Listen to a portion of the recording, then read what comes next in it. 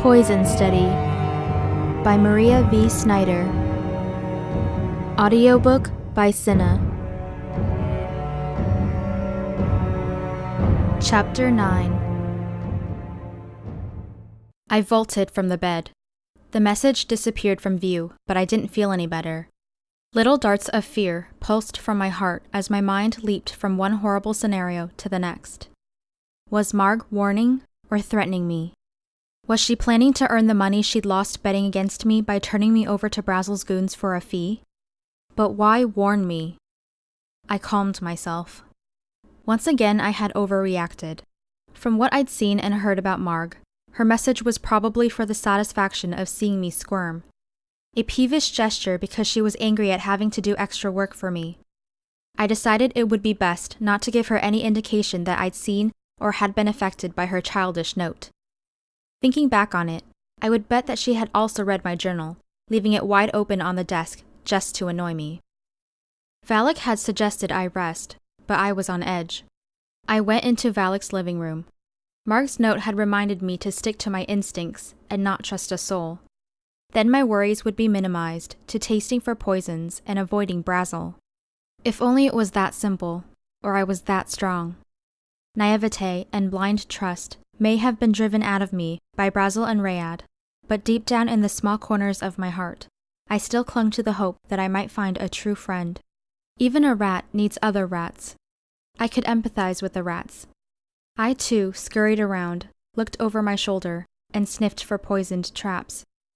Right now, I scrambled just to stay alive until the next day, but someday I would be searching for a way out.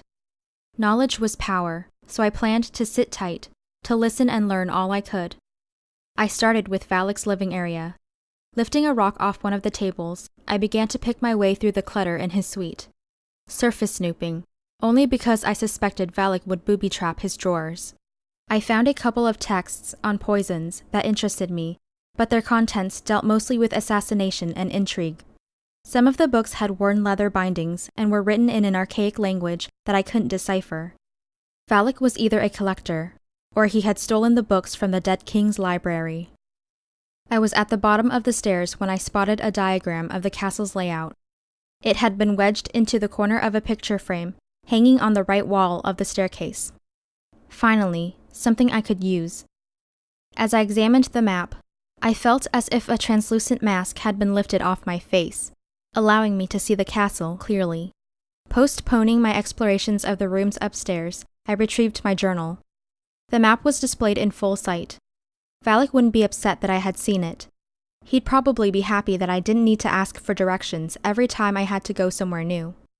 I cleared a space on the couch, wormed into a comfortable position, and began to copy the map. I jerked awake. My journal slammed to the floor. Blinking in the candlelight, my eyes searched the room. I had been dreaming of rats.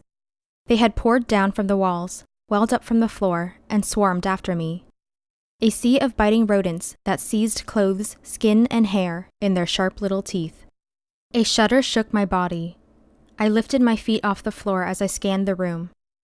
No rats. Unless I included Valek. He was halfway around the room, lighting the lanterns. As I watched him finish, I thought about Valek being a fellow rat. No, definitely not. A cat. And not just any ordinary household cat, but a snow cat. The most efficient predator in the territory of Ixia. Pure white, the snow cat was the size of two massive dogs fused together. Quick, agile, and lethal, the snow cat killed before its prey even suspected danger. They stayed mostly in the north where the snow never melted, but had ventured south when food grew scarce. No one in the history of Ixia had killed a snow cat. The predator either smelled, heard, or saw the hunter before he could get close enough to strike with a handheld weapon. They bolted like lightning upon hearing the twang of a bowstring. The best the northern people could do was feed the cats, hoping to keep them on the snowpack and away from populated areas. After lighting the last lantern, Valek turned toward me. Something wrong with your room? He picked up a tray and handed it to me. No, couldn't sleep. Valek snorted with amusement. I see. He gestured toward the tray. Sorry your dinner is cold. I was detained. Automatically testing for poisons, I took a couple of small spoonfuls. I glanced at Valek to see if he was offended by the gesture. He was not. His face still held an amused expression. Between bites, I asked Valek if anyone else had a key to his suite. Just a commander remark. Will that help you sleep better?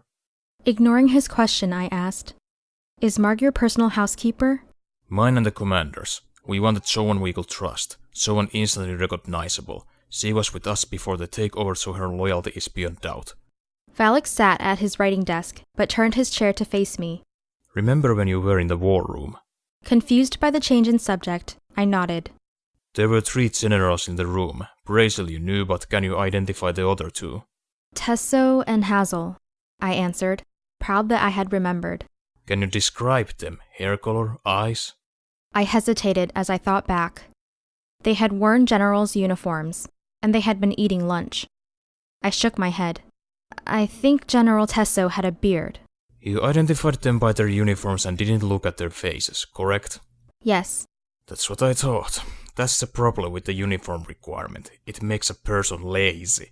A guard will see a housekeeping uniform and just assume that person belongs in the castle. It's too easy for someone to sneak about, which is why I keep the commander surrounded at all times by loyal people, and why Marg is the only housekeeper permitted to clean the commander's and my suites and offices. Valek's tone made me feel as if I had been transported to a classroom. Why not dismiss all the servants in the castle and use your own people? Soldiers make up the majority of our army. Civilians who joined prior to the takeover were made advisors or given other prominent positions. Some of the king's servants were already on our payroll, and the others were paid double what they earned for working for the king. Well-paid servants are happy servants. Does the entire castle staff get paid? Yes. Including the food taster? No. Why not? I hadn't even thought about receiving wages until Valek mentioned it. The food taster is paid in advance. How much is your life worth?